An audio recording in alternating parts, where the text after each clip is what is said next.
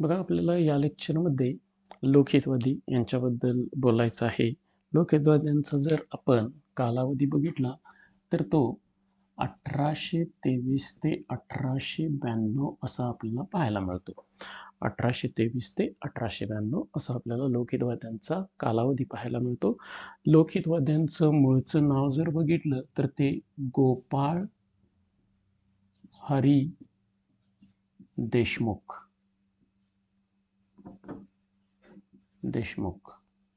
बघा, लोकहितवाद्यांचं मूळचं नाव आहे ते गोपाळ हरी देशमुख आपल्याला बघायला मिळतं. आता आपण त्यांचा जीवन परिचयाचा जर विचार केला तर त्यांचा जन्म 18 फेब्रुवारी 1823 मध्ये झालेला आहे. 1823 मध्ये पुणे येथे झालेला आहे. पुणे या ठिकाणी त्यांचा जन्म आपल्याला पाहायला मिळतो. आता लोकहितवाद्यांचा जर विचार केला तर महाराष्ट्रातील अग्रणी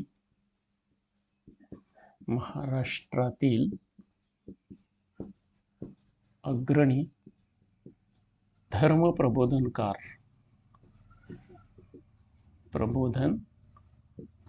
म्हणून त्यांना ओळखलं जातं. आता त्यांना बरीचशी बिरुदं दिलेली आहेत. तर त्या बिरुदांमध्ये आपल्याला महत्त्वाची बिरुदं जी बघायला मिळतात ती म्हणजेच कोणती आहेत तर आद्य सुधारक, त्यानंतर आपल्याला जे बघायला मिळतं आद्य प्रबोधनकार,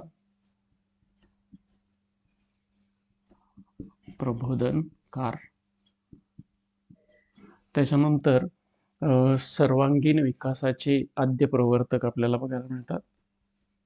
सर्वांगीण विकासाचे आद्य प्रवर्तक. बघा, त्याच्यानंतर महत्त्वाचा मुद्दा येतो तो म्हणजे चालता बोलता इतिहास.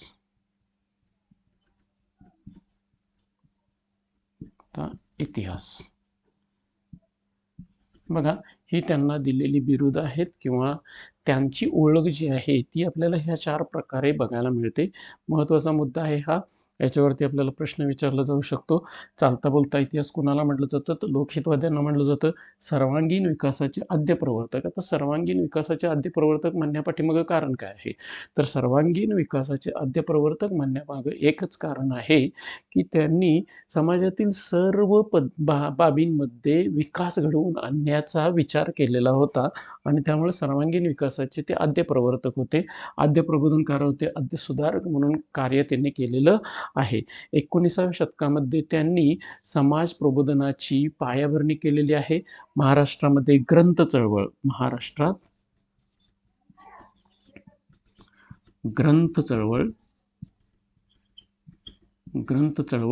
त्यांनी चालू केलेली आहे. बघा, हा एक महत्त्वाचा मुद्दा येतो. महाराष्ट्रामध्ये ग्रंथ चळवळ कोणी चालू केली तर लोकहितवाद्यांनी चालू केलेली आहे. महाराष्ट्रामध्ये ग्रंथ चळवळ सामाजिक, धार्मिक आणि पुरोगामी विचार मांडलेले आहेत आणि समाजात सर्व क्षेत्रामध्ये सुधारणा करण्याचा त्यांनी काय केलेला अट्टहास किंवा आग्रह धरलेला आपल्याला पाहायला मिळतो. त्याच्यानंतर त्यांचं वैयक्तिक पार्श्वभूमी जर विचारात घेतली तर त्यांचं नाव अगोदरच आपण सांगितलेलं आहे गोपाळ हरी देशमुख. आता त्यांचं मूळचं जे आडनाव होतं,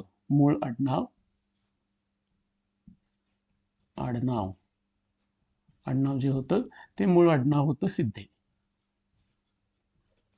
बघा, त्यांचं मूळचं आडनाव जे आहे ते सिद्धे असं होतं. त्यांच्या आईचं नाव काशीबाई.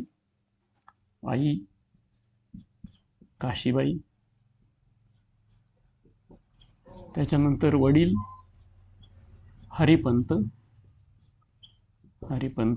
हरिपंत हे बाजीराव पेशवे यांचे सेनापती बापू गोखले, यांचे सेनापती जे बापू गोखले होते, यांच्याकडे फडणीस म्हणून काम करत होते. बघा, हरिपंत हे बाजीराव पेशव्यांचे सेनापती बापू गोखले होते, त्यांच्याकडे फडणीस म्हणून काम करत होते. त्यांच्याकडे 3 गावांची जहागीर होती. आता बघा, 3 गावांची जहागीर होती, परंतु 1818 मध्ये ते ब्रिटिश सरकार आलं. ब्रिटिश सरकारला भेटायला न गेल्यामुळं त्यांची ही जी 3 गावांची जागीर होती ती जप्त करून घेण्यात आलेली आहे. बघा, त्याच्यानंतर आपण जर विचारात घेतलं तर यांच्यामध्ये प्रशासकीय म्हणजेच लोकहितवादी यांनी प्रशासकीय कारकीर्द आणि सन्मान कोणते कोणते मिळवलेले आहेत ते आपल्याला काय करायचे आहेत आता विचारात घ्यायचे आहेत. बघा, आपण जर लोकहितवाद्यांचं जर विचारात घेतलं तर प्रशासकीय कारकिर्दीमध्ये एक म्हणजेच 1841 मध्ये त्यांनी इंग्रजी शिक्षण सुरू केलं. शिक्षण इंग्रजी शिक्षण सुरू केलं. त्याच्यानंतर बघा 1851 मध्ये वाई येथे ते न्यायाधीश म्हणून काम केलं. त्याच्यानंतर 1855 मध्ये इनाम कमिशनर, 1855 मध्ये सहाय्यक इनाम कमिशनर. त्याच्यानंतर 1857 ते 61 या कालावधीमध्ये कमिशनर म्हणून त्यांनी काम केलं. कमिशनर म्हणून काम केलंय. त्याच्यानंतर 1862 मध्ये ते सरन्यायाधीश झाले आणि 1979 पर्यंत ते निवृत्त होईपर्यंत तिथेच राहिले. म्हणजेच 1862 ते 1979 ते न्यायाधीश म्हणून सहाय्यक न्यायाधीश म्हणून त्यांनी काय केलेलं आहे, काम केलेलं आहे. त्याच्यानंतर 1876 मध्ये त्यांना राव बहादूर ही पदवी मिळाली. तसंच त्यांना JP म्हणजे जस्टिस ऑफ पीस ही सुद्धा पदवी त्यांच्या समाजसेवेबद्दल देण्यात आलेली आहे. त्याच्यानंतर 1884 मध्ये ते रतलाम संस्थानाचे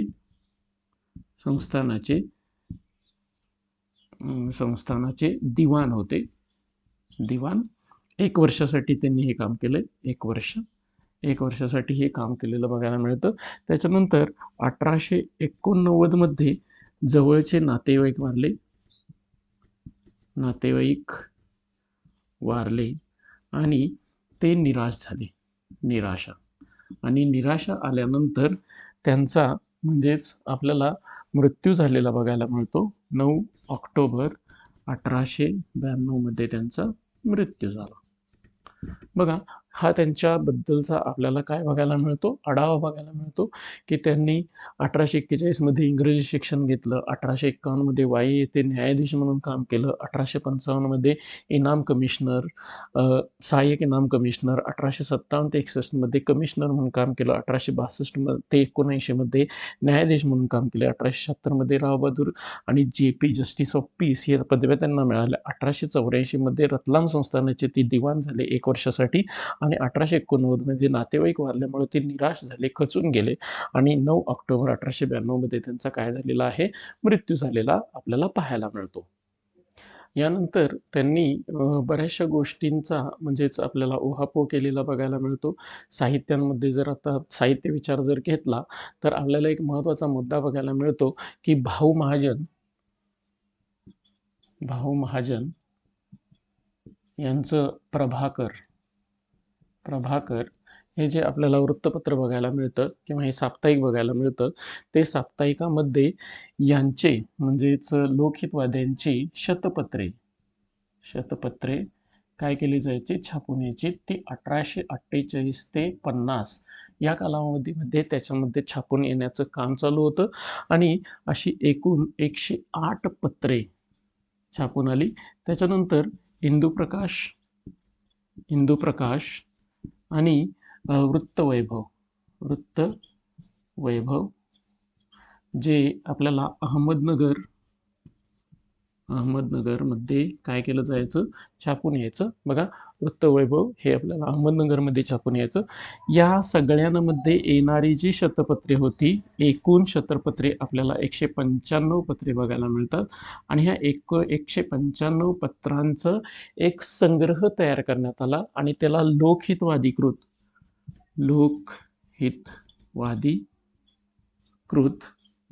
निबंध संग्रह 1866 मध्ये काय करण्यात आला, प्रकाशित करण्यात आलेला आहे. बघा 1866 मध्ये 195 पत्रांचा लोकहितवादीकृत निबंध संग्रह काय करण्यात आला, प्रसिद्ध करण्यात आला. त्याच्यामध्ये भाऊ महाजन यांच्या प्रभाकरमध्ये लिहिली जाणारे शतपत्रे 1848 ते 50 मध्ये टोटल किती होते, 108. इंदुप्रकाश आणि वृत्तवैभवमध्ये येणारे शतपत्रे, असं सगळी शतपत्रे मिळून एकूण 195 शतपत्रांचा किंवा पत्रांचा लोकवादीकृत निबंध संग्रह 1866 मध्ये काय करण्यात आलेला आहे, तर लिहिण्यात आलेला आहे, प्रसिद्ध करण्यात आलेला आपल्याला पाहायला. बघा या शतपत्रानंतर त्यांचा जर आपण विचारात घेतला तर सामाजिक संस्थांमध्ये त्यांचा काय भाग होता, सामाजिक संस्था. आता सामाजिक संस्थांचा विचार केला तर पहिली गोष्ट म्हणजे 7 फेब्रुवारी 1848. बघा 7 फेब 1848 मध्ये त्यांनी पुणे येथे नेटिव्ह जनरल लायब्ररी काय केलेली आहे, चालू केलेली पाहायला मिळते. नेटिव्ह जनरल लायब्ररी चालू केलेली पाहायला मिळते, स्थापन केलेली. त्याचे ते प्रेरक संस्थापक म्हणून काम करताना पाहायला मिळतात. अहमदाबादमध्ये गुजराती बुद्धिवर्धक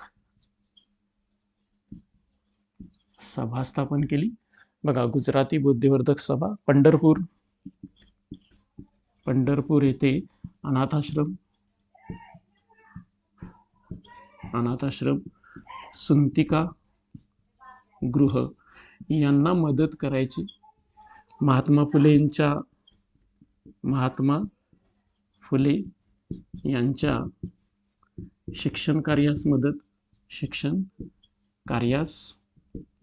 मदत केलेली आहे. बघा एवढ्या गोष्टी आपल्याला बघायला मिळतात. त्यांनी अनेक सामाजिक संस्थांना आर्थिक मदत केलेली पाहायला मिळते. अशा पद्धतीचं सामाजिक संस्थांमध्ये सुद्धा त्यांचं कार्य पाहायला मिळतं. त्याच्यानंतर जर बघितलं तर पत्रकारितेचा विचार केला तर पत्रकारितेमध्ये त्यांनी बऱ्याचशा वृत्तपत्रांचा जर विचार केला तर वृत्तपत्रांमध्ये पहिली गोष्ट म्हणजेच काय, इंदुप्रकाश. मुंबईमध्ये इंदुप्रकाश. बघा त्याच्यानंतर अहमदाबाद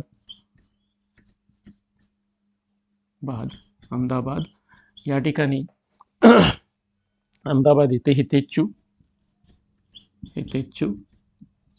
आणि पुण्यामध्ये ज्ञानप्रकाश हे वृत्तपत्र. त्याच्यानंतर 1882 मध्ये लोकहितवादी हे आपल्याला मासिक आणि त्याच्यानंतर 1883 मध्ये याचंच रूपांतर त्रैमासिक असे आपल्याला काय बघायला मिळतात, त्यांचे पत्र बघायला मिळतात. त्यांनी लेखन केलं, थिओसॉफिकमध्ये लेखन केलं, बुद्धिप्रकाशमध्ये लेखन केलं, ज्ञानप्रकाशमध्ये लेखन केलं, ज्ञानोदयमध्ये लेखन केलं, बॉम्बे टाइम्समध्ये लेखन केलं.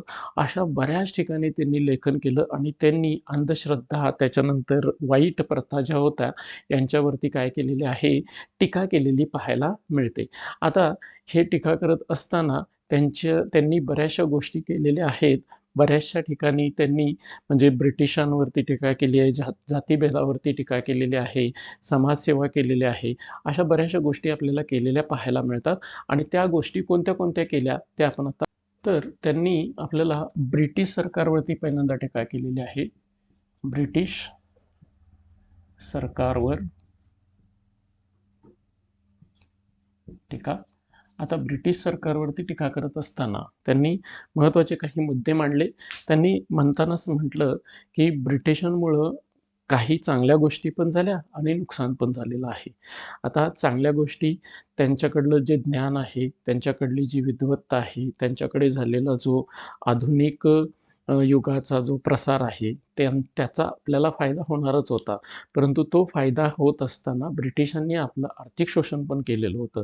मग याच्यामुळं आपलं ज्ञान आत्मसात करायला पाहिजे आणि आपल्या समाजाच्या विकासासाठी त्याचा उपयोग करायला पाहिजे आणि हे करत असताना आपले पारंपरिक व्यवसाय धोक्यात आलेले आहेत. देशाची पिळवणूक झालेली आहे. ब्रिटिश धोरणावर त्यांनी परखड अशी टीका केलेली आहे. ब्रिटिशांच्या कामामध्ये असताना, सरकारी नोकरीमध्ये असताना सुद्धा ते परखडपणे बोलायचे आणि महत्त्वाचा मुद्दा काय होता, तर ते म्हणायचे, की तुम्ही जर आमच्या मनाविरुद्ध काही कायदे केले तर आम्ही सगळे एक होऊ आणि तुम्हाला आमच्या देशातून बाहेर जाण्यास काय करू, भाग पाडू. बघा, हा महत्त्वाचा मुद्दा आहे. आमच्या मनाविरुद्ध जर तुम्ही कायदे केले तर आम्ही सगळे एक होऊ आणि तुम्हाला आमच्या देशातून बाहेर जाण्यासाठी भाग पाडू, असं म्हणणारी आपल्याला ही एक व्यक्ती होती. त्याच्यानंतर दुसरा महत्त्वाचा मुद्दा म्हणजेच काय, समाजसेवेमध्ये जर त्यांनी विचारात घेतलं, ही त्यांची ब्रिटिश सरकारवरची टीका होती. एक होऊ आणि तुम्हाला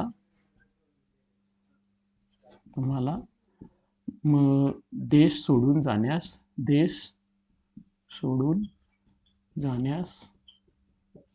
सांगू, अशी आपल्याला टीका बघायला मिळते. त्यानंतर सामाजिक कार्याचा जर विचार केला तर कृष्णा नदीला पूर आल्यानंतर पूर त्यावेळी मदत केलेली आहे. त्याच्यानंतर थिओसॉफिकल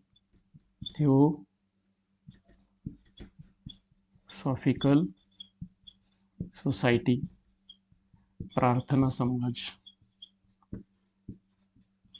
आर्य समाज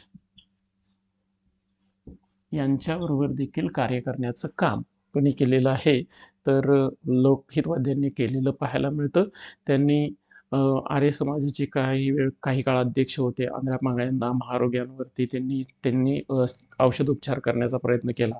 पूरग्रस्तांना मदत केली. अहमदाबाद आणि सुरतमध्ये वेगवेगळ्या ठिकाणी त्यांनी काय केलेले आहेत, संस्था स्थापन केलेल्या पाहायला मिळतात.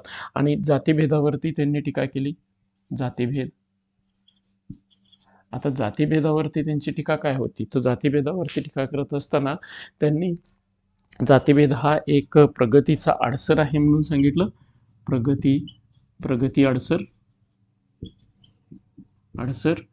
त्याच्यानंतर दुसरा महत्त्वाचा मुद्दा काय, ते आपल्या ह्याच्यामध्ये दोनच जाती मानत आणि ते म्हणजेच काय, स्त्री आणि पुरुष या दोनच जाती आहेत असं ते मानत असत. आणि ब्राह्मण श्रेष्ठत्वावरती त्यांनी काय केलेली होती, टीका केलेली पाहायला मिळते. त्याच्यानंतर बघा, स्त्रियांच्या जीवनामध्ये सुधारणा करण्यासाठी त्यांनी असं सांगितलं की स्त्रियांच्या जीवनामध्ये सुधारणा करण्यासाठी स्त्रियांना शिक्षण दिलं पाहिजे. शिक्षणाचा आग्रह धरला. स्त्री शिक्षणाचा आग्रह धरत असताना बाल विधवा विवाहाचा पुरस्कार केला. बघा, बाल विधवा विवाहाचा पुरस्कार केला. त्याच्यानंतर बघा, बाल विवाह, हुंडा पद्धत, सती प्रथा यांच्यावरती त्यांनी टीका केलेली आहे. आणि पुरुष स्त्री समाज रथाची दोन चाके ते मानत असत. म्हणजेच स्त्री सुधारली, पुरुष सुधारला तर त्या समाज व्यवस्थित चालेल असा त्यांचा त्याच्यावरती काय होता, विचार होता. त्याच्यानंतर त्यांनी धार्मिक विचार पण मांडले. धार्मिक विचार. आता धार्मिक विचारांचा जर विचार केला तर त्यांनी संसार आणि परमार्थ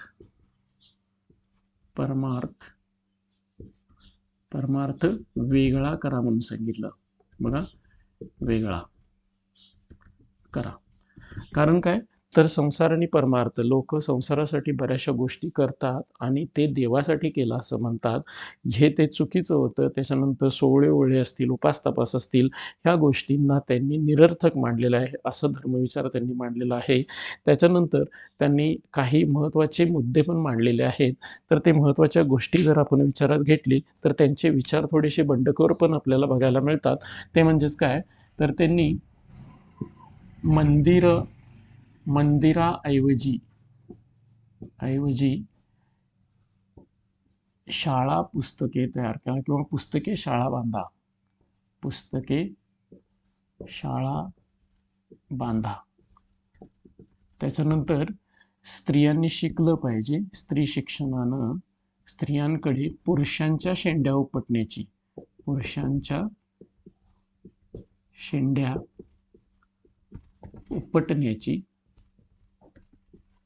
ताकद येईल असं म्हणणारे, असे बंडखोर विचार मांडणारे कोण होते, तर लक्षात ठेवायचं, लोकहितवादी आपल्याला पाहायला मिळतात. लोकहितवाद्यांचं आपल्याला ह्या पद्धतीचे धर्मविचार बघायला मिळतात. त्यांनी शिक्षण आणि याच्यावरती सुद्धा विचार मांडलेले आहेत. त्यांनी शिक्षण हे मानवी जीवनाचं वैभव आहे म्हणून सांगितलंय. आधुनिक शिक्षणाचा जोरात पुरस्कार केला. शिक्षण दक्षिणा प्राईज फंडातून उपयुक्त पाठ्यपुस्तके तयार करण्यासाठी त्यांनी पुढे येण्यासाठी सांगितलं. त्याच्यानंतर एक महत्त्वाचा मुद्दा जो येतो तो म्हणजेच काय, तर देवळांपेक्षा शाळा आणि पुस्तकं महत्त्वाची आहेत. त्याच्यानंतर व्यवहारवादी दृष्टिकोन ठेवलेला आहे. महत्त्वाचा मुद्दा काय आहे, व्यवहारवादी दृष्टिकोन. त्याच्यामध्ये त्यांनी शिक्षण, विज्ञान आणि उद्योग, बघा, इंग्रजी शिक्षण, मोस्टली इंग्रजी शिक्षण, त्याच्यानंतर विज्ञान आणि उद्योग यांची कासधरा म्हणून सांगितलेलं आहे. यांचा संगम त्यांनी विचारात घेतलेला आहे. त्याच्यानंतर त्यांनी असे जे विचार मांडले, धर्मकल्पना मांडल्या, याच्यामुळं तुळशीबागेमध्ये 5,000 ब्राह्मण लोकांनी काय केलेलं होतं, तर त्यांच्या निषेधात काय केलेला होता, तर एक मोर्चा बांधलेला होता, तिथं आपल्याला पाहायला मिळतो. त्याच्यानंतर त्यांनी बऱ्याचशा कृती केल्या. त्याच्यामध्ये मुलगा हा कृष्णराव ज्यावेळी इंग्लंडला गेला, त्याच्यानंतर तो परत आल्यानंतर त्यांना महत्त्वाचा मुद्दा काय आहे, तर त्यावेळी जाती बहिष्काराची शिक्षा देखील त्यांना काय करावी लागलेली आहे, भोगावी लागलेली. 1878 मध्ये त्यांनी मराठी साहित्य संमेलन 1878 मध्ये मराठी साहित्य संमेलन भरवलं. संमेलन रानडेंच्या मदतीनं भरवलं. मदतीने भरवलेलं पाहायला मिळतं. त्याच्यानंतर त्यांनी एकूण 36 ग्रंथ, आता त्यांची ग्रंथसंपदा जर विचार केली, ग्रंथसंपदेचा विचार केला तर त्यांनी एकूण 36 ग्रंथ लिहिले. 36 ग्रंथ.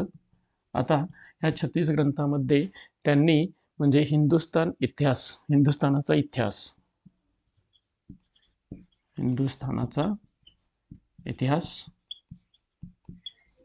पूर्वार्ध हा ग्लिंग यांच्या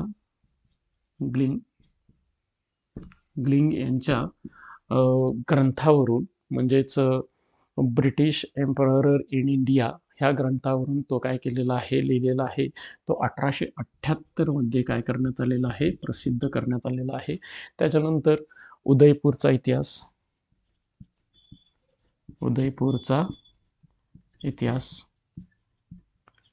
उदयपूरच्या राजपुतांचा इतिहास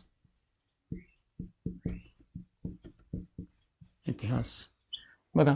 त्याच्यानंतर आपण लंकेचा इतिहास, पानिपतचा इतिहास, पृथ्वीराज चव्हाण, गुजरात देशाचा इतिहास, लंकेचा इतिहास, पानिपत इतिहास, गुजरात देशाचा इतिहास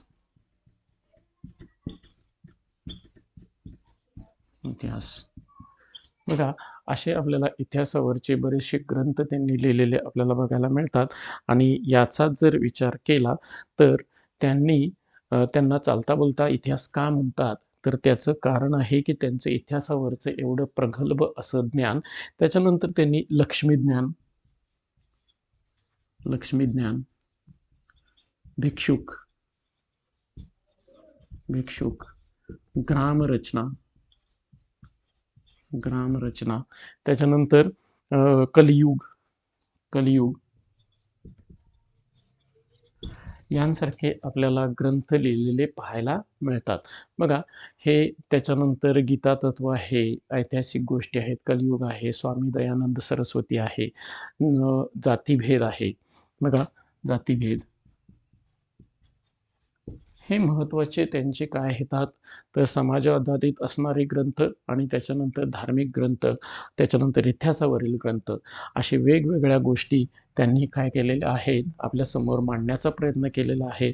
अशा पद्धतीचे लोकहितवादी गोपाळ हरी देशमुख यांचा आपल्याला जीवन परिचय बघायला मिळतो. 1823 ते 1892 पर्यंतचा हा काळ त्यांनी याच्यामध्ये इतिहास असेल, त्यानंतर समाज असेल, समाजामध्ये बऱ्याचशा गोष्टी आपल्याला बघायला मिळतात. त्याच्यावरती त्यांनी भाष्य केलेलं पाहायला मिळतं. समाजामध्ये असणाऱ्या वेगवेगळ्या गोष्टींवरती टीका केलेली पाहायला मिळते. या गोष्टी सगळ्या करत असताना त्यांनी एक चांगल्या पद्धतीचं महाराष्ट्रामध्ये प्रबोधन करून आणण्याचं काम केलं. त्यांना चालता बोलता इतिहास ग्रंथ चळवळीचे प्रणेते म्हटलं जातं. त्यानंतर महाराष्ट्रामध्ये आद्य प्रबोधनकार, आद्य समाज प्रबोधनकार, त्याच्यानंतर सर्वांगीण विकासाचा पाया घालणारे आद्य प्रवर्तक, अशा गोष्टींनी संबोधण्यात आलं आणि त्यांचा हा आपल्याला परिचय इथं पाहायला मिळतो.